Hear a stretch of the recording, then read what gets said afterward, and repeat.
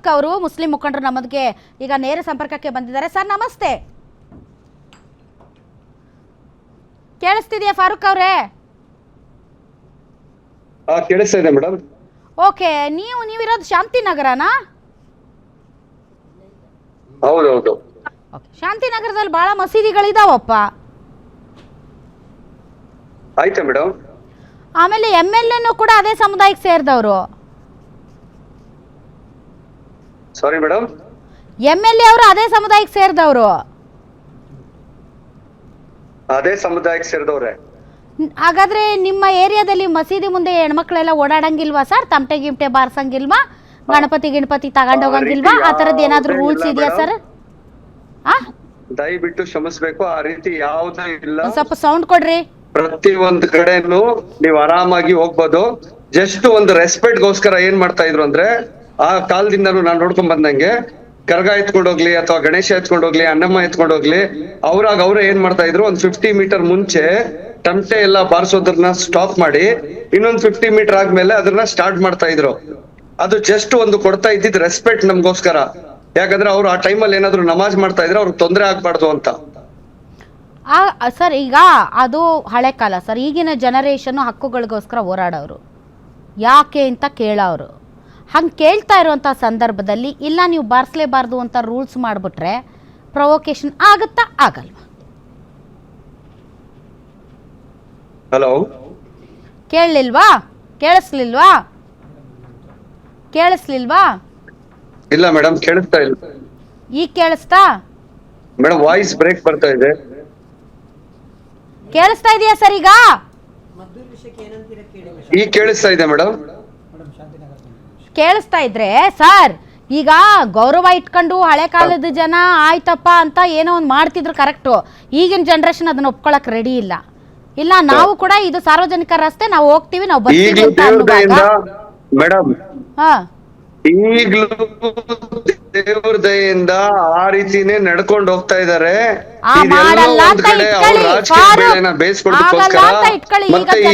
ಬಡಾವಣೆ ಜನ ಆಗಲ್ಲ ಅಂತ ಹೇಳ್ತಾ ಇದ್ದಾರೆ. ಆಗಲ್ಲ ಅಂದ್ರು ಮಾಡಿ ಅಂತ ಅನ್ನೋದಕ್ಕೆ ರೋಡ್ ಆಗಲ್ಲ ಅಂದ್ರೆ ನೋಡಿ ಮೇಡಮ್, ಅದರಿಂದ ನಮ್ಗೇನು ನೋಡಿ ಮೇಡಮ್, ಅದಕ್ಕೋಸ್ಕರ ನಮ್ಗೆ ಯಾವುದೇ ಅಭ್ಯಂತರ ಇಲ್ಲ.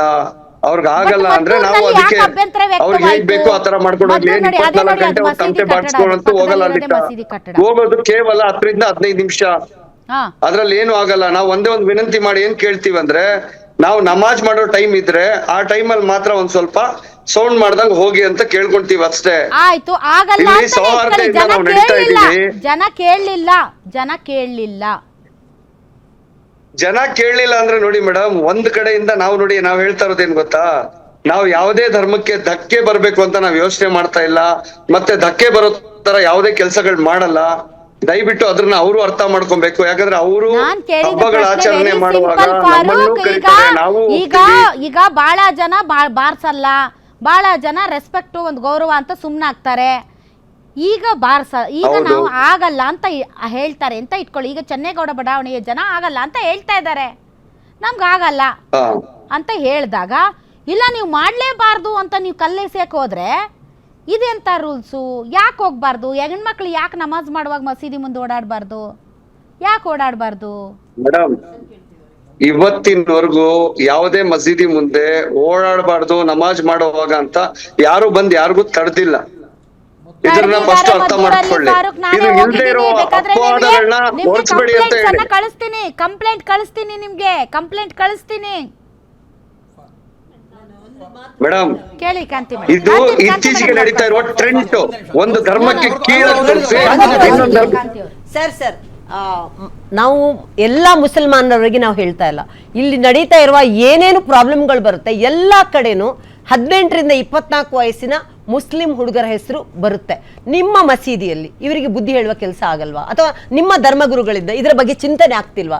ಎಲ್ಲೇ ಹೋದ್ರು ಕುಕ್ಕರ್ ಬ್ಲಾಸ್ಟ್ ಆಯ್ತು, ಅಥವಾ ಇಲ್ಲಿ ನಮ್ಮ ಹೋಟ್ಲ್ ನಾನು ಅವರಿಗೆ ಇದನ್ನು ಕೇಳಲೇಬೇಕು. ಈ ವಾಹಿನಿ ಮುಖಾಂತರ ನೋಡುವವರಿಗೂ ಅರ್ಥ ಆಗುತ್ತೆ. ಅದನ್ನ ಹೆಣ್ಮಕ್ಳ ಬಗ್ಗೆ ನಾನು ಹೇಳಿದೆ ಸರ್ ನಾನು ಒಂದ್ ಹೇಳ್ತಿರೋದು ನಿಮಿಷ, ಇವ್ರೆಲ್ಲ ನಿಮ್ಗೆ ಏನು ಅನ್ನಿಸ್ತಾ ಇಲ್ಲ ಇಡೀ ನೋಡಿ ಸಮುದಾಯಕ್ಕೆ ಮೇಡಮ್, ನಾವು ಆ ಥರ ಎಣ್ಸಕ್ ಮಾತಾಡೋದು ಹೋದ್ರೆ- ನಿಮ್ಗೆ ಸರಿ ಅನ್ನಿಸ್ತಾ ಇದೆಯಾ? ಯಾರೋ ಕೆಲವು ತಪ್ಪು ಮಾಡಿದವ್ರಿಗೆ ಚಿಕ್ಕ ಮಕ್ಕಳು ಬಂದು ಉಗಿತಾರೆ. ನೋಡಿ ನಾವು ನಿಜವಾಗ್ಲೂ ಸಹಿಷ್ಣುತೆಯಿಂದ ನೋಡಿ, ಹಿಂದೂ ಮೇಡಮ್, ನೀವು ಆ topic ವಿಡಿಯೋ ಸರಿಯಾಗಿ deviate ನೋಡಿರೋದು. ಮಾಡ್ತಾ ಇದ್ದೀವಿ, topic ಅದಲ್ಲ. ನಾವು ಒಂದ್ ಹೇಳುದು ನಿಮಿಷ ಹಿಂದೂಗಳು ದಯವಿಟ್ಟು ಎಷ್ಟು ಕ್ಷಮಿಸ್ಬೇಕು, ಸಹನೆ ಮಧ್ಯ ಇರ್ಬೇಕು ಸರ್, ಮಾತಾಡ್ತಾ ಎಷ್ಟು ಇದ್ದೀನಿ ಸಹನೆ ನಾನು. ಇರ್ಬೇಕು. ಅವರು ಮಸೀದಿ ಎದುರುಗಡೆ ಹೋಗುವಾಗ ಸೈಲೆಂಟ್ ಆಗಿ ಹೋಗ್ತಾರೆ, ಆಮೇಲೆ ಡಿಜೆ ಶುರು ಮಾಡಿದಾಗ ಕಲ್ಲು ಹೊಡಿತಾರೆ ಅಂದ್ರೆ ಇದಕ್ಕೆ ಏನ್ ಅರ್ಥ ಸರ್? ಅಲ್ಲ ಟಾಪಿಕ್ ಅದಲ್ಲ. ಅಲ್ಲ ನಾ ಹೇಳುದು ಮತ್ತೊಮ್ಮೆ ಮೇಡಮ್. ಹೆಣ್ಣು ಮಕ್ಕಳು ಎಸ್ ಮೇಡಮ್. ಹೆಣ್ಣು ಮಕ್ಕಳು ಅಲ್ಲಿ ಹೋಗುವಾಗ ಮೇಡಮ್ ತಮ್ಮ ಹೆಸರು ನನ್ಗೆ ಗೊತ್ತಾಗಿಲ್ಲ, ದಯವಿಟ್ಟು ಕ್ಷಮಿಸ್ಬೇಕು. ನನ್ನ ಹೆಸರು ಕಾಂತಿ ಶೆಟ್ಟಿ ಅಂತ ಸರ್. ಅವರು ಮಾತಾಡ್ಬಿಡ್ತಾರೆ. ಕಾಂತಿ ಶೆಟ್ಟಿ ಅಂತ. ಹಾ, ನಾನ್ ಮೇಡಮ್, ಹೇಳೋದು, ಒಂದ್ ನಿಮಿಷ ಕೇಳಿ, ಇದಕ್ಕೆ ನಾನು ಕೊನೆ ಹೇಳ್ತೀನಿ. ಇಲ್ವಾ? ನಾವು ನಿಮ್ಗೆ ಎಷ್ಟು ಮಾಹಿತಿ ಸಹನೆ ಇದೋ ಇರ್ಬೇಕು, ಇಲ್ವೋ ಅಂತ ನನ್ಗೆ ಗೊತ್ತಿಲ್ಲ. ಹೆಣ್ಮಕ್ಳಲ್ಲಿ ಹೋಗ್ಬಾರ್ದು ಒಂದ್ ಅಂದ್ರೆ ನಿಮಿಷ ಏನ್ ಅರ್ಥ ಹೇಳ್ತೀನಿ ಸರ್? ಕೇಳಿ ಮೇಡಮ್, ಒಂದ್ ನಿಮಿಷ. ಆ ಕಲ್ಲು ತೂರಾಟ ಏನಕ್ಕಾಗಿದೆ ಅಂತ ತಮಗ್ ಮಾಹಿತಿ ಬಂದಿದಾ? ನೋಡಿ ನಾವು ಕಣ್ಣಲ್ಲಿ ಈಗ ನಾವು ನೋಡಿರೋದು, ಫಾರೂಕ್ ಕಣ್ಣಲ್ಲಿ ಅವರ ನೋಡಿರೋದು ನಾವು ಮಾತಾಡ್ತಾ ಕಣ್ಣಲ್ಲಿ ಎಲ್ಲಾ ಮೀಡಿಯಾದಲ್ಲಿ ನೋಡಿರುವಂತದ್ದು. ಮೇಡಮ್, ನಾವು ಕಲ್ಲು ತೂರಾಟ ಏನ್ ವಿಚಾರ ಕಣ್ಣಿಂದ ಮಾತಾಡ್ತಾ ನೋಡಿದೀರಾ ಇಲ್ಲ. ಮೇಡಮ್? ನಾನು ಅವ್ರನ್ನೂ ತಡೆದಿದ್ದೀನಿ. ವಿಷಾಂತರ ಮಾಡೋದ್ ಬೇಡ. ನಾವು ಇವತ್ತು ಫಾರೂಕ್ ಹೆಣ್ಮಕ್ಳ ಅವ್ರೆ. ವಿಚಾರ ಬಗ್ಗೆ ಮಾತಾಡ್ತಾ ಇದ್ದೀವಿ. ಫಾರೂಕ್ ಅವ್ರೆ. ಆಶಾ ಅವರು ಸರ್ ನಮಸ್ಕಾರ ಸರ್. ಫಾರೂಕ್ ಕೇಳಿಸ್ತಾ ಸರ್, ಇದೆ, ಕೇಳಿ ನಾವು JDS ಇಂದ ಆಶಾಗೌಡ ಅಂತ. ಹೇಳಿ. ಸರ್ ಈಗ ನೀವು ತುಂಬಾ ಹೇಳಿ ಪ್ರೌಡ್ ಆಗಿ ಮೇಡಮ್. ಮಾತಾಡ್ತಾ ಇದ್ದೀರಾ. ಏನ್ ಗೊತ್ತಾ, ಹಿಂದೂಗಳು ನಮ್ಮ ಮಸೀದಿ ಮುಂದೆ ಏನು ಗಣೇಶ ಹೋದ್ರು ಪ್ರಾಬ್ಲಮ್ ಇಲ್ಲ, DJ ಹೋದ್ರು ಪ್ರಾಬ್ಲಮ್ ಇಲ್ಲ, ನಮಾಜ್ ಮಾಡೋ ಟೈಮಲ್ಲಿ ಏನು ಡಿಸ್ಟರ್ಬ್ ಆದಾತು ಅಂತ 50 ಮೀಟರ್ ಅವರೇ ಮುಂದಕ್ಕೆ ಹೋಗಿ ಹಾಕೋತಾರೆ ಅಂತ. ಇದನ್ನ ನಾವು ಸ್ವಾಗತಾರ್ಹ. ಆದರೆ ಮದ್ದೂರಿನ ನಿಮ್ಮ ಮೌಲಿಗಳಿಗೆ ಯಾಕೆ ಈ ರೀತಿ ಒಂದು ಇದನ್ನ ಅಲ್ಲಿನ ಜನತೆಗೆ ಹೇಳಿಲ್ಲ? ನೀವು ನಿಮ್ಮಂತಾನೆ ಪ್ರೌಡ್ ಆಗಿ ಅಲ್ಲಿನ ಜನತೆ ಯಾಕೆ ಯೋಚನೆ ದಯವಿಟ್ಟು ಮಾಡ್ತಿಲ್ಲ? ಕ್ಷಮಿಸ್ಬೇಕು. ಒಂದ್ ನಿಮಿಷ ಹೇಳ್ತೀನಿ ಕೇಳಿ. ದಯವಿಟ್ಟು ಆಶಾ ಅವ್ರೆ, ದಯವಿಟ್ಟು ಕ್ಷಮಿಸ್ಬೇಕು. ನಾನ್ ನಿಮ್ ಕೇಳ್ತಾ ಇದ್ದೀನಿ, ಇದು ಏನ್ ಆಗಿದೆ ಗಲಭೆ, ಅದರಿಂದ ನಮಗೂ ಮನ್ಸಿಗೆ ಬಹಳ ನೋವಾಗಿದೆ. ದಯವಿಟ್ಟು ನೀವು ಅರ್ಥ ಮಾಡ್ಕೊಳ್ಳಿ. ಈ ರೀತಿ ಆಗುತ್ತೆ ಅಂತ ಯಾರಿಗೂ ಗೊತ್ತಿದ್ದಿಲ್ಲ. ಆಗಿರೋದ್ರಿಂದ ಇನ್ಮೇಲೆ ಯಾವುದೇ ಈ ತರ ತೊಂದರೆಗಳು ಆಗ್ಬಾರ್ದು ಅಂತ ಹೇಳ್ಬಿಟ್ಟು ಅದಕ್ಕೆ ಏನ್ ಎಜುಕೇಟೆಡ್ ಮಾಡ್ಬೇಕು 100% ಮಾಡ್ತಾರೆ. ಯಾವುದೇ ಧರ್ಮಗುರುಗಳು ಇರ್ಲಿ, ಯಾರೇ ಧರ್ಮದವ್ರು ಇರ್ಲಿ, ದಯವಿಟ್ಟು ಅರ್ಥ ಮಾಡ್ಕೊಳ್ಳಿ. ಬೇರೆ ಧರ್ಮಕ್ಕೆ ಧಕ್ಕೆ ಬರೋ ತರ ಮಾತಾಡೋದಕ್ಕಿರ್ಲಿ ಅಥವಾ ಅವ್ರಿಗೆ ತೊಂದರೆ ಕೊಡೋದಕ್ಕಿರ್ಲಿ ಕಲ್ಸ್ಕೊಡೋದಿಲ್ಲ ಮೇಡಮ್. ಈಗ ದಯವಿಟ್ಟು ಅರ್ಥ ಉದಾಹರಣೆ ಮಾಡ್ಕೊಳ್ಳಿ. ಒಂದ್ ನಿಮಿಷ ತಡ್ರಿ ಮೇಡಮ್. ಫಾರೂಕ್ ಅವರೇ, ಯಾಕೆ ಈ ಪ್ರಶ್ನೆ ಅಂದ್ರೆ ಅಲ್ಲಿ ಏನು ಬಡಾವಣೆ ಇದೆ, ಬಡಾವಣೆಗೆ ಅಂಟಿಕೊಂಡಂತೆಯೇ ಅಲ್ಲಿ ಮಸೀದಿ ಇದೆ. ಮಸೀದಿಗೆ ಬರುವಂತಹ ಬಹಳಷ್ಟು ಜನ ಯುವಕರು ಅಲ್ಲೇ ಪಾರ್ಕ್ ಮಾಡಿಕೊಂಡು ರೋಡ್ ಸೈಡಲ್ಲಿ ಅಲ್ಲಿ ಇಲ್ಲಿ ನಿಂತ್ಕೋತಾರೆ. ನಾವು ರಾತ್ರಿ ಹೊತ್ತು ಓಡಾಡುವಾಗ ನಮ್ಮನ್ನು ಚುಡಾಯಿಸ್ತಾರೆ.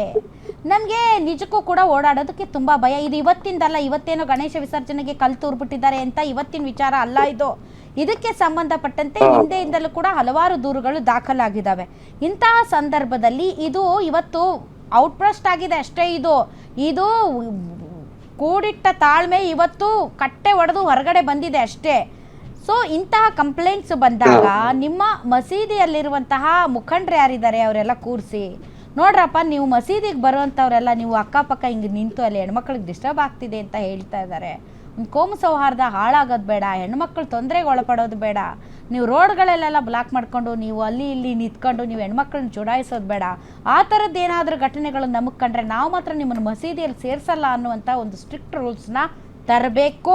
ಹಿಂದೆನೇ ತರಬೇಕಾಗಿತ್ತು, ಇವತ್ತು ತರಬೇಕು. ಎಸ್ಪೆಷಲಿ ನಾನು ಆ ಜಾಗದಲ್ಲಿ ಹೇಳ್ತಾ ಇದ್ದೀನಿ. 100% ನಾನು ಆ ಬಡಾವಣೆಗೆ ಹೋಗಿ ನಾನೇ ಖುದ್ದಾಗಿ ನಿಂತ್ಕೊಂಡು ಇದ್ರ ಬಗ್ಗೆ ನಾನು ಮಾತಾಡ್ತೀನಿ ಅಲ್ಲಿರುವ ಗುರುಗಳಿಗೆ.